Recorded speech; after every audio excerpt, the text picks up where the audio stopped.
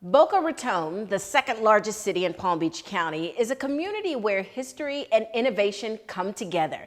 Influenced by the notable architect Addison Mizner, Boca Raton was built around an elegant Mediterranean revival style that later grew into a vibrant city full of rich art and culture. Known as the city for all seasons, Boca Raton has played a major role in making the Palm Beaches America's first resort destination.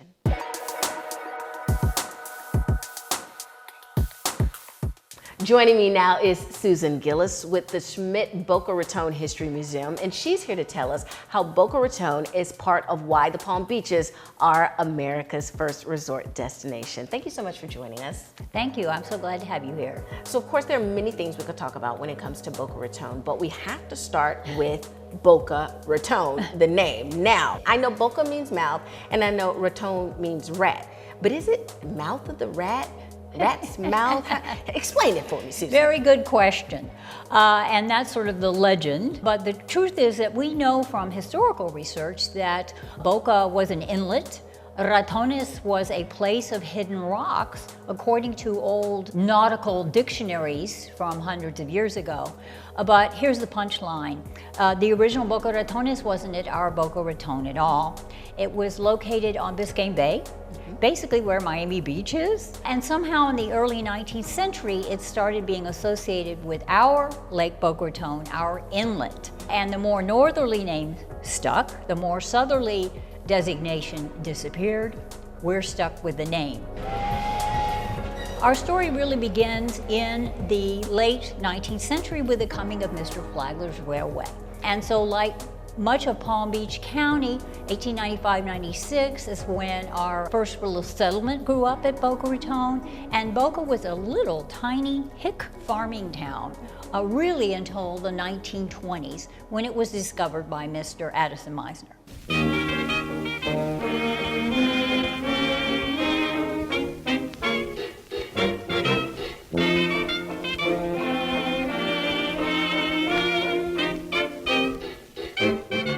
Now, Susan, we, of course, cannot come to Boca Raton or talk about Boca Raton without talking about this lovely gentleman right here, Mr. Addison Mizner. Yes. Tell us about him. Addison really put little Boca Raton on the map. He didn't invent or create, in a way he discovered her. By the mid-20s, he had already reinvented Palm Beach with his beautiful Palm Beach style. He was the architect to the rich and famous in Palm Beach. But he wanted to get into the real estate development business. That was a favorite hobby of the time. So with his brother and a lot of very wealthy backers, most of whom were Palm Beachers, he invented the Mizner Development Corporation, and their project was called Boca Raton.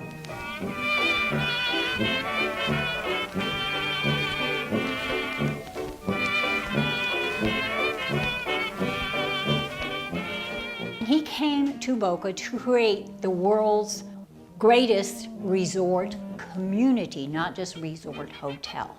A place with, of course, mansions, housing for regular people, golf courses, an airport, a very fine hotel, as well as an Olympic-sized stadium. It was a very grand project, over the top, wonderful idea, which the local citizens were just totally enamored of.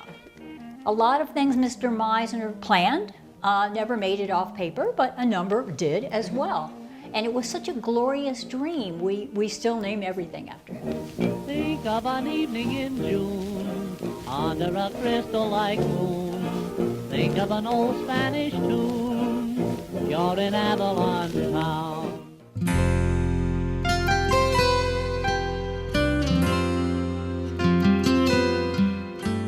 It's quite an interesting story, and 27 things were really bad, and that's when Mizner Development Corporation went bankrupt. But one of the original investors, Mr. Geist, Clarence Geist, was really the town savior. He purchased the assets of Mizner Development for $72,000, and they were worth millions, but nobody wanted them in 1927. The principal asset was indeed the Cloister Inn, which today is the Boca Raton, the former Boca Raton Resort and Club.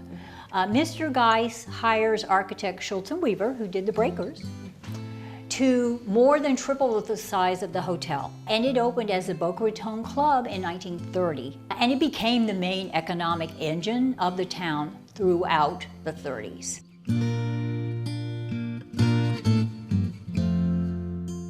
Palm Beach, Schmalm Beach, you know? I mean, let's make Boca Raton the world's new social capital. That's what the advertisements actually said, not that old Palm Beach, you know.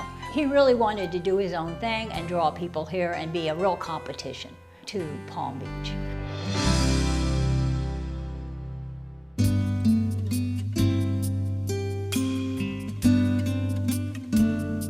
Now, Susan, of course, we talk about the Palm Beach as being America's first resort destination, but this area is not all about fun and sun and relaxation. It's also about farming and agriculture. Even to this day, we have oranges and strawberries and all kinds of other things that we farm. But let's talk about back in the day, what was farming like? Well, yes, it's hard to believe that Boca Raton was originally a tiny farming town. South Florida was considered to be south of the frost line, which for the most part it is. And we had people come from North Florida, from Vermont, Michigan, New York, North Carolina, Scotland to farm here. The big cash crop in the early days was pineapples.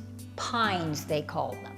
But tomatoes, everybody in South Florida grew tomatoes back in the day. Eggplants, onions, peppers, just the list goes on. And they tried many crops. They tried growing cotton. They tried growing rice. The farmers tried everything. It was quite an experiment.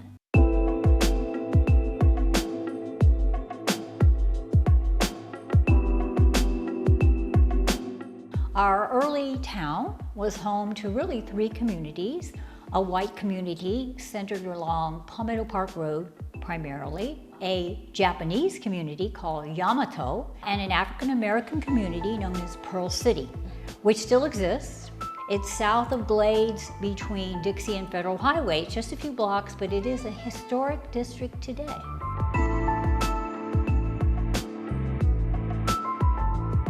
As early as 1912, we had snowbirds residing here. There weren't a lot of amenities in Boca Raton then. We had a magnificent climate during the winter. We had beautiful wide open beaches. We had great fishing, I always hear.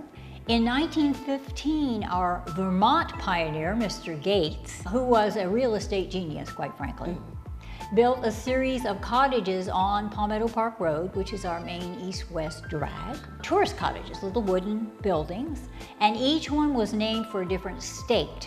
And so that represented the state of origin of the original tenants.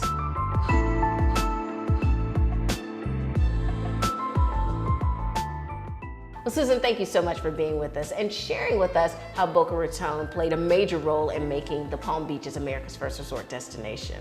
Well, Caitlin, I'm so glad you could come today, and I want everybody to know that the exhibit galleries don't stop with just the Pioneer Room and the Meisner era.